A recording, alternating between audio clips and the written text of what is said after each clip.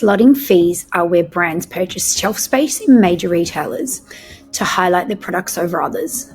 For a new product in Woolworths or Coles, this is anywhere between $380 and $1,500 Australian dollars. And L'Oreal spends annually around 25 billion Australian dollars on advertising their products.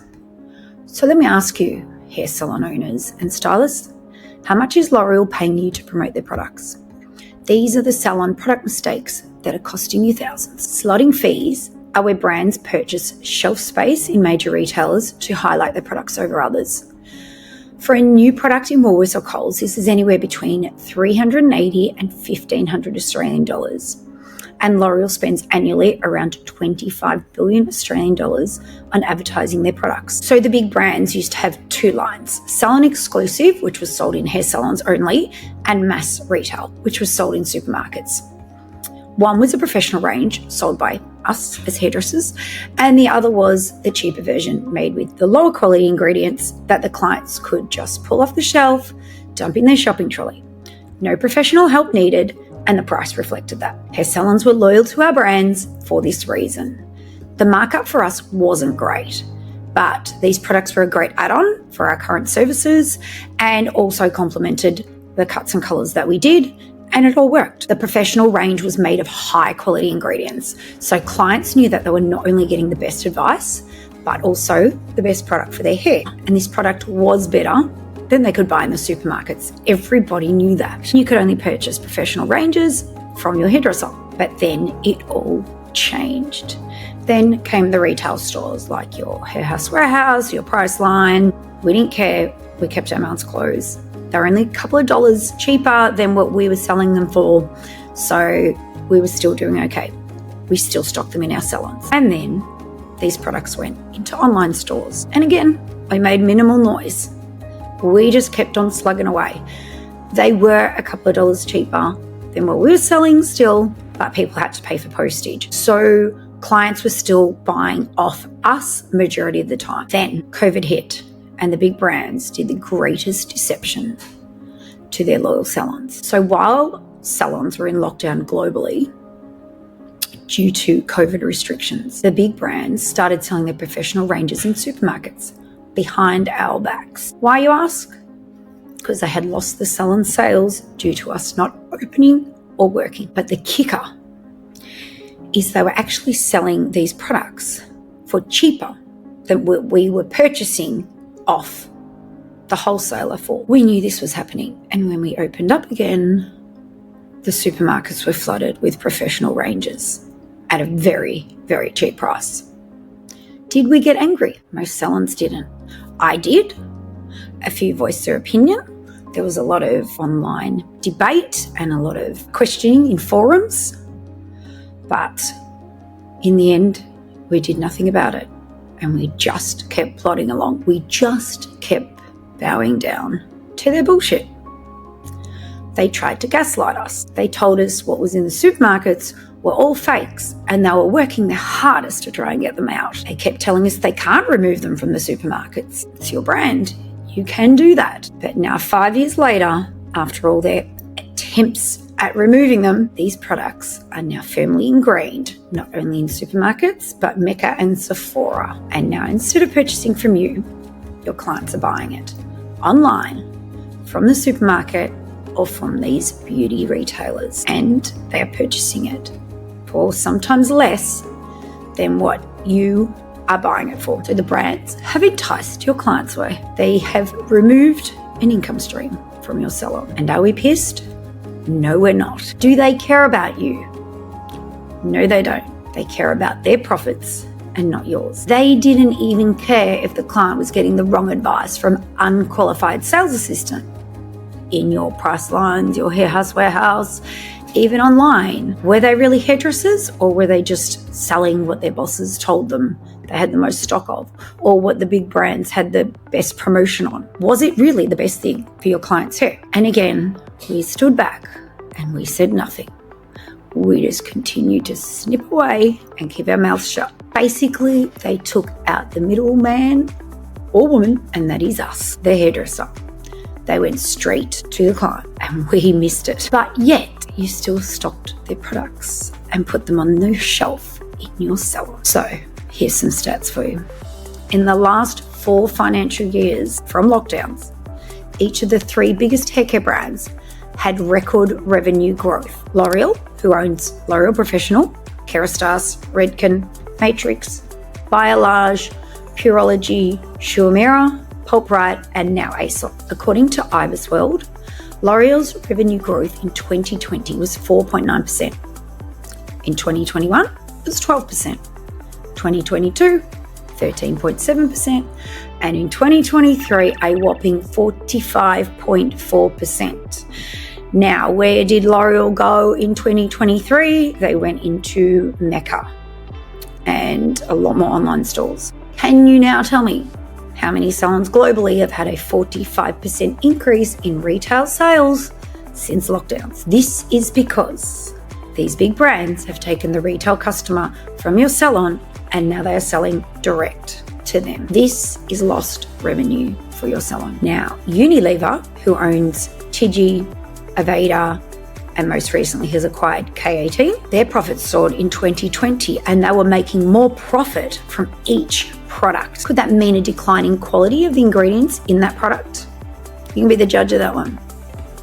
And their sales increased by 14.5% from 2022.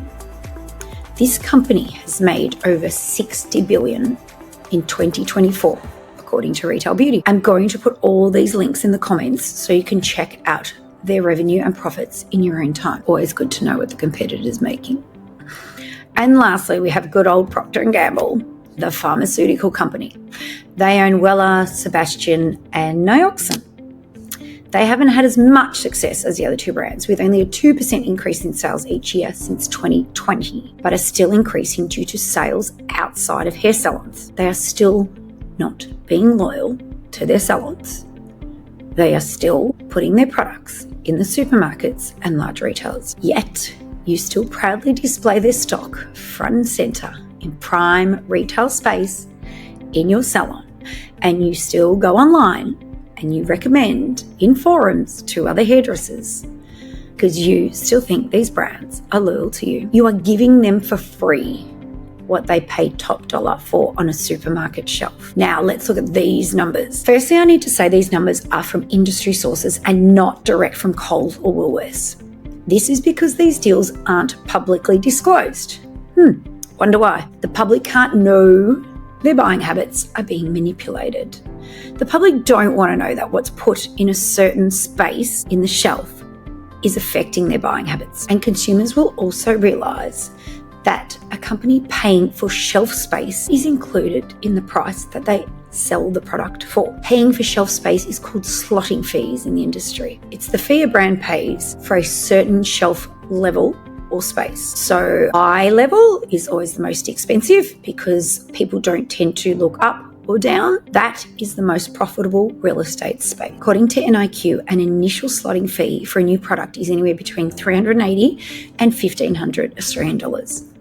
When was the last time a product company gave you money to display their new range? And for those display placements at the end of the aisles and shelf talkers, this can be anywhere between $500 and $750 Australian dollars per promotion. Now, how much are you getting paid to display the posters of your retail brands and to think what you could be earning for a poster in a window on a main street? Now let's look at their celebrity endorsements. Do they ever pay a professional hairdresser to talk about their products? No, because we do that for free. Instead, they'll pay Eva Longoria, Sarah Jessica Parker, Andy McDowell, and the rest of the crew to do that. And we all know they do not do their own hair color at home. Here is a list of the current celebrity global ambassadors across the L'Oreal hair and beauty range. Now, L'Oreal doesn't disclose what it spends specifically on celebrity endorsements. Again, wonder why. But according to L'Oreal's 2024 Universal Registration document, the company spends approximately 25 billion Australian dollars on advertising promotion. Yes, I said billion. The industry prediction is that the celebrity portion of the advertising budget is around 1.5 billion Australian dollars. They are giving none of that coin to us to promote their products. Now, Procter & Gamble and Unilever, just as large budgets with 13 billion and 1.5 billion Australian dollars respectively. These companies pay their hairdressing ambassadors barely anything, and the markup on products for salons are around 20%. So we as hairdressers are doing a lot of the groundwork, but not getting a fair share of the pie. And then we have the newest form of advertising, the influencer. According to Forbes, Unilever spends 50% of its advertising budget on social media advertising. So when we look back on those numbers, Unilever was spending 1.5 billion on their advertising, and 50%, so 750 million, is going to social media advertising, which would include influencers. Now, there's no clear data for the other two, for L'Oreal and Procter & Gamble, but industry insiders could be as much as 25 to 45% on digital marketing and paying influencers to promote their products. Next, we have CEO and higher management salaries. The CEO of Procter & Gamble earns a whopping 35 million Australian dollars per year as a salary. Now, we need to remember that Procter & Gamble is a pharmaceutical company first and makes most of their profits that way. But L'Oreal's CEO earns around 17 million Australian dollars, and Unilever, they earn about 9 million Australian dollars per year. Now, I'm hearing you shout, but advertising, especially digital, helps with brand recognition and helps us sell products when we sell these well-known brands. But does it? Does it help you directly? It helps their sales, but does it help you as a salon owner or hairstylist directly? Are they really doing this for you? Maybe they're doing it for their money-making machines and their own profits. They're also doing it primarily for the supermarkets and the beauty stores like Mecca and Sephora. They are not factoring in hair salons when they are spending so much money on their online marketing. And yes, I get the CEO should be paid very well, as they're the driving force behind these brands. But what I'm saying here is there is a lot of money being spent by these big brands, with barely any of it being spent in the industry itself. Your rep comes in, they tell you they care about you, but the company's actions show otherwise. They are no longer loyal to us, yet we have continued to remain loyal to them. All that money spent on advertising, management wages, and celebrity endorsements shows the company is making record profits, and the products have a massive markup before being sold to you. They need to cover all these expenses. So it doesn't become about the cost of the product. It becomes about what the product costs to make, plus staff wages, celebrity endorsements, and a massive marketing budget. And on the flip side, as a salon owner, we receive a measly 20 to 30% profit on most of these products. So now let's think about what it costs L'Oreal & Co. to make a bottle of very expensive shampoo. Something I always tell my kids, think about the burgers on the McDonald's $2 menu. Now think about the cost of making that burger. The bun, the meat, the packaging, staff wages, electricity, marketing, and rent you've got to pay. Plus all of the taxes that the government adds to business. Now think what that burger must cost to make.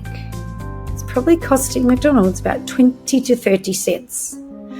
Now what is in the burger to be able to be produced so cheaply? So this is the same for the hair and skincare industry. Now, the advertisements on the bottle say it contains all these exotic ingredients, and their ads just pump it. We all know hyaluronic acid. Yes, it may contain that.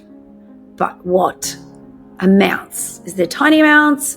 Is it a synthetic version? What is actually in these products that they can be produced so cheaply? Now tell me, how many of you have flipped the bottle over and looked what's in your shampoo? And that, my friends, is a video for another day. Now, let's think about us for a moment. Do we actually need these big brands to survive and have a thriving salon? We need to sell retail, for sure. It's part of our service and the clients love it. But we get to choose who we stock. We should not be bound by exclusivity or contracts that say we can only stock their brand. We should be the ones who choose, and we should be the ones in control of this. We should not be bowing down to these guys. Now I've heard of a new type of incentive where there is commission given to the salon and the staff for only selling that certain range. Now, what happens if you don't like the whole range? What happens if you like a brand's bleach but not their toners? Or what happens if you love certain types of shampoo but their oils are really heavy and disgusting on the hair and you feel like they do nothing for the clients? You are now bound to be stuck in that exclusive deal with a brand that you don't love all of their ranges. And I can tell you now, 14 years of owning salons, I have never loved a whole range, but I always seem to have to stock the whole range. So then you're stuck with stuff on the shelf that you don't love, your staff doesn't love. This is how they get you. Now, do you also think your current big brand is the best choice for the health of your client's hair?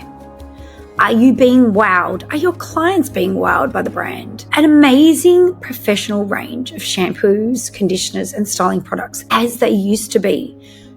The clients should feel this. You should feel this. Their hair should be thick and shiny and long. Now, do we actually feel like this is happening with the big brands currently? Or are you now so used to these big brands that you can't even remember what good, healthy hair feels like? And you just keep blaming. And then the clients just keep blaming for color and you as a stylist. And you're so used to your brands that you haven't even thought about stocking something else. Now, let me tell you, there are so many amazing micro brands out there. There's a lot of small businesses, a lot of little single entrepreneurs dying to make a mark in this market. Now, shouldn't you, as a small business, support another small business? Instead, you're supporting a large brand who is not supporting you back. How do you find these brands? Well, they're very easy to find. Turn up at your local markets, Etsy, or just look on social media. So many people are doing so many beautiful natural ranges that smell amazing and are good for the hair. Now, these brand owners would be most happy to offer you samples and would be over the moon if you stock them in your salon. And when you go with these brands, you will find the ingredients tend to be cleaner and your orders don't need to be as large. The markup will be also much better than what the big brands are offering. So that means more money in your pocket. You can also select from different micro brands. You can also choose if you want to take their shampoos and not their styling products. You might have a couple of ranges of micro brands in your salon, but they are exclusively yours, and that is your choice. You have taken back the control. And at the end of the day, your clients will appreciate that, and it makes your salon space feel more exclusive. It just doesn't feel like a kind of overpriced mecca where clients walk away and know they can get it cheaper somewhere else, because they can't. Because they know you have hand-picked these brands and these products to sit in your salon to complement what you do, what sort of colorist you are, what's your ethics in the industry. This is all about you and creating your brand around yourself. Now, you can't do that with a mass-marketed large brand. Now, you can also look at different color ranges. Now, that, again, is another video that will be coming soon. But there are many online wholesalers that are happy to supply and support you. And again, you can then select a bleach you like, a tint range that you like, and then a toner range that you like. You don't have to be the same across the board. And don't listen to these brands when they tell you that you need to have matching products. Peroxide is peroxide. Yes, there's cheaper versions. If you buy a decent peroxide, you buy a decent brand. If you buy a decent bleach, decent price tint, and a toner, the tint and toner will work together. They won't catch fire and cause burning and melting of the hair, because at the end of the day, bleach is bleach, peroxide is peroxide. So it's up to you to trial different brands and see which ones you like. And the joy of a wholesaler is you can walk in, buy one, test it. If you like it, you can buy whatever you want. This is how they're doing it in the US. Here, for some unknown reason, we have to be loyal to a brand. And that's not right. Now, do you really need to sign exclusivity to a brand that scatters themselves all over the retail sector? They should actually be paying you to be in your salon. They're paying others a lot of money for that privilege. And if they won't pay you, well, then you should walk away and find a brand that at least gives you a decent markup on retail. And if you think your clients won't like the micro brands, well, let me tell you, they will. because it becomes more intimate, more exclusive, and they feel more special. Because basically they can get the big brands anywhere now. Everyone and anyone is using it. And are they happy? No. I have not heard a great thing about any of the big brands from clients in a really long time. Now, the micro brands, they need to come to you for that. So that creates an exclusivity for you, for your salon, for your clients. And that then will work with you as a hairstylist. So now let's think about the quality of your clients' hair after using the big brands. I found that the quality went downhill, definitely in the last 5 years. But over the last 10 years, the quality of the products, they're not doing what they used to do. We used to be able to see a difference. And now a lot of clients have frizzy hair, toners are fading, colors are going quite warm. It's just funny that we're paying top dollar for these professional ranges, but they're actually not performing how they used to. Now, does the hair feel amazing? Is it worth what they're paying for a bottle of shampoo? Is it worth your measly 20 to 30% mark? Do you find their hair is frizzy and dry? Do you find there's a film on their hair when you're trying to color it? I did, so I moved away from these brands because I'm guessing it's now they're making them so cheap that there's a lot of fillers, a lot of different types of silicons with different names that aren't silicon, so they can say it's silicon free. You've got to understand the techniques and marketing that they use to sell this to you and make you think that their products are a lot cleaner and better and more natural than they are. And all of these reasons were the catalyst behind me creating my range called Birdie, and my clients do love it. This is another option. Support local and support Australian made, because I can tell you now, none of these big brands are made in Australia. None of them are even made in Europe. None of them are made in the US. They're all made in poorer, mass-produced companies. And do we know how their staff are treated? No. Do we know what their staff are paid? No. But we do know that they are paying celebrities and their CEOs hell of a lot of money to endorse the product. So good luck on your journey at discovering new products and choosing what you want in your salon and making your salon space yours and not the big brands. Please comment your thoughts below. I'll put the links down below and you can have a look for yourself, but I'd love to hear your thoughts.